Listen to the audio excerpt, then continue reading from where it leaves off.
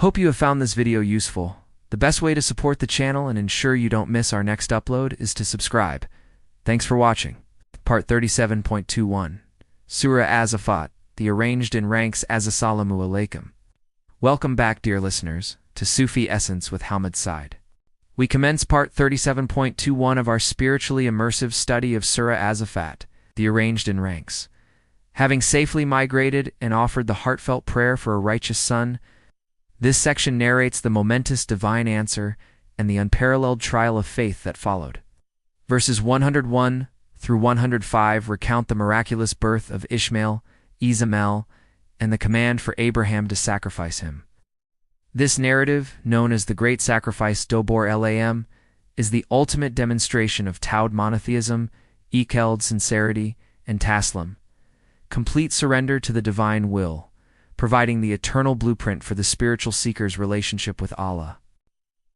Maximum thematic and linguistic expansion, MTLE, in-depth Tafsir, and analysis of verses. 101 to 105 Kanzul Iman, Quran, Surah As-Saffat, the arranged in ranks. Chapter 37, verse 101. So we gave him the good news of a forbearing son, the immediate. Magnificent divine response to Abraham's sincere dua supplication is revealed. So we gave him the good news of a forbearing son, Fabashirnihu, Begulamin, Algum. Linguistic analysis of Bashirnihu and Galam Algum, Bashirnihu, we gave him the good news, indicates a joyful, momentous announcement from Allah himself, highlighting the favor shown to Abraham. The boy is called Gulam, a young man, and crucially, Algum, forbearing, patient, mild-tempered, and emotionally stable. The description Algum is given before his birth and before the great trial, signifying that this patience is a divine preparation and an inherent quality. This quality of wilm is the spiritual capital needed to face the impending test. The use of fa so thus indicates the immediate divine acceptance and response to the doi offered in the previous verse, demonstrating the power of pure supplication. Rabbi Habali Mina Glien. Sufi perspective on wilm. The quality of wilm is one of the highest virtues in Sufism, representing the complete mastery over the lower self-nafs and its reactive emotions. It represents the station of spiritual maturity where the sklik maintains inner equilibrium sakina, regardless of external pressures.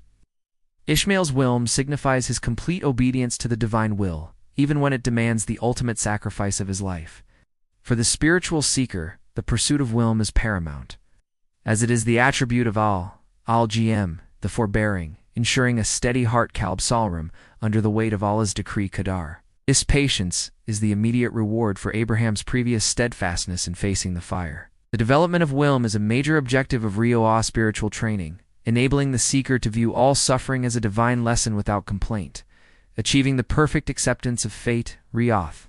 Theological significance of the gift. The son is a gift havli, granted by Al-Wahhab the bestower, and is described by his spiritual attribute.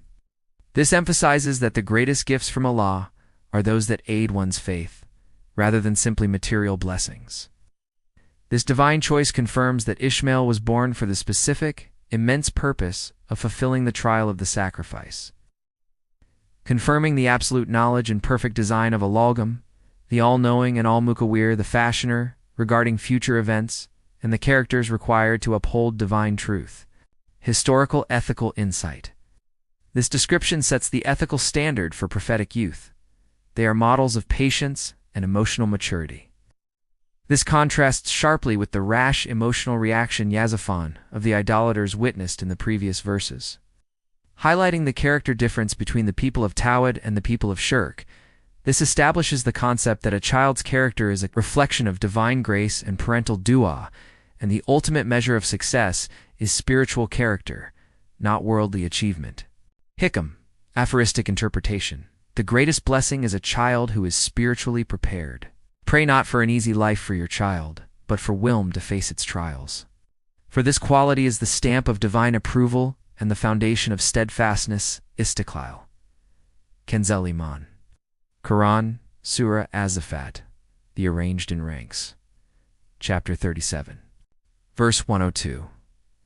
Then when he reached the age to walk with him, Abraham said, "My son, I have been commanded in a dream that I must slaughter you. So reflect on what is your opinion." he said, "O my father, do as you are commanded. Allah willing, you will find me patient." This verse describes the moment of revelation, consultation, and the mutual consent to submit. Then when he reached the age to walk with him, "Al-Maha," Abraham said, "My son, I have been commanded in a dream that I must slaughter you. So reflect on what is your opinion," he said. "O my father, do as you are commanded. Allah willing, we will find me patient. Falam, balaga mahu, asaya kwala bunaya, inner arb efilmanmi, anar adbukuka fantur, mdh tarkwala abati, efala matu, madu satadun, insha Allahu, mina birun." Linguistic analysis of balaga mahu saya. Balaga mahu saya means he reached the age to run with his father, work alongside him, and understand his teachings. This signifies that Ishmael was not a child, but a companion and a spiritual comrade, making the sacrifice infinitely harder as their bond was mature and deeply meaningful, built on years of shared spiritual striving. In your Arb F. and me, I see in the dream indicates that the command came via Ruja Dika, a true vision, which is a form of divine revelation for prophets. Abraham's question, Fontor Mdh Tar, reflect on what is your opinion, is not seeking permission or questioning the command, but confirmation of Ishmael's willing submission, upholding the prophetic ethics of consultation and valuing his son's independent consent to the divine will, thus perfecting the sacrifice. Sufi perspective on consultation and tasseled. The heart of this verse is tasseled, complete surrender. Abraham's heart, the Kalb Saurim, instantly recognizes the divine command, despite the immense personal difficulty. Ishmael's response, "Fl ma tomorrow, do as you are commanded," is the ultimate expression of Tawhid in action, demonstrating that Allah's command supersedes all natural, emotional, and legal bonds. His addition of Insha'Allah, if Allah wills, shows his humility and reliance on Alman, the helper, to grant him the patience Kabr needed for the trial. This is the stage of fan annihilation of the ego and the divine will, a simultaneous tasleb from both the spiritual master Abraham and the perfected nafs, Ishmael. The spiritual seeker realizes that all strength, even the strength to endure, must be begged from the divine. Theological significance of Ruja and Kabra. The dream confirms that Allah communicates through various means. The command is absolute. Male's pledge, Satajadun Mina Biran, "You will certainly find me among the patient ones," confirms that he is the Algam forbearing son promised earlier. His Kabr is an active, informed, and certain submission to the will of his abhor, the patient, the enduring. Thus moment reveals the divine preference for the willing sacrifice of the will over the forced sacrifice of the body, validating the principle of ikhtiar, free choice and obedience. Historical ethical insight. This provides the highest ethical model of parent-child relationship: consultation, honesty, and mutual devotion to Allah. It demonstrates that obedience to the Creator takes priority over parental love and instinct, setting an ethical framework for prioritizing spiritual duty kak all over emotional duty kak al doladain, which is the most difficult ethical decision a human can face. Hikam, aphoristic interpretation. The true measure of faith is not what you gain, but what you are willing to give up when commanded. The ego seeks justification. The Kalb Psalm seeks obedience, knowing that submission is the key to divine support and salvation. Kanzul Iman, Quran Surah As-Saffat, the arranged in ranks, chapter 37, verse 103. So when they both submitted, and Abraham laid him down on his forehead, the moment of total spiritual surrender, executed physically. So when they both submitted, and Abraham laid him down on his forehead, Falam aslamā talaha layal jabagan. Linguistic analysis of aslam and tala lalel, jabgan. Aslam is the dual form of the verb aslama, to submit, meaning they both submitted completely, signifying the perfect unity of their wills in obedience to Allah. The term ayalm itself is derived from this root. Watala liel jabagan means he laid him down on his forehead or temple, a position that prevented Abraham from seeing his son's face, demonstrating his effort to control the human emotion of love and ensure the purity of the sacrificial act. This position also places the son in the posture of deepest humility, suyard, indicating Ishmael's absolute surrender of his being to Allah. Sufi perspective on dual submission. This dual submission is the spiritual culmination of Abraham's life of striving. The heart of the sklik must attain this state of jam, unity, where all parts of the self, the Father, intellect, reason, will, and the Son, the precious, purified nafs, submit in unison. Talali el-Jabgan symbolizes the spiritual death of the ego. The nafs is completely subdued and placed under the knife of the divine command, showing the absolute end of shirk or self-love. Image illustrating the concept of fan annihilation of the ego in Sufism. The laying on the forehead represents the spiritual readiness for fan, where the individual existence is voluntarily surrendered for the sake of divine proximity curb, and all worldly attachments are severed at the level of the heart. Theological significance of Ilm. This verse is the foundational definition of Ilm's absolute, unconditional submission to the command of the Creator. This submission is a powerful demonstration of Tawhid Alophia, oneness of worship.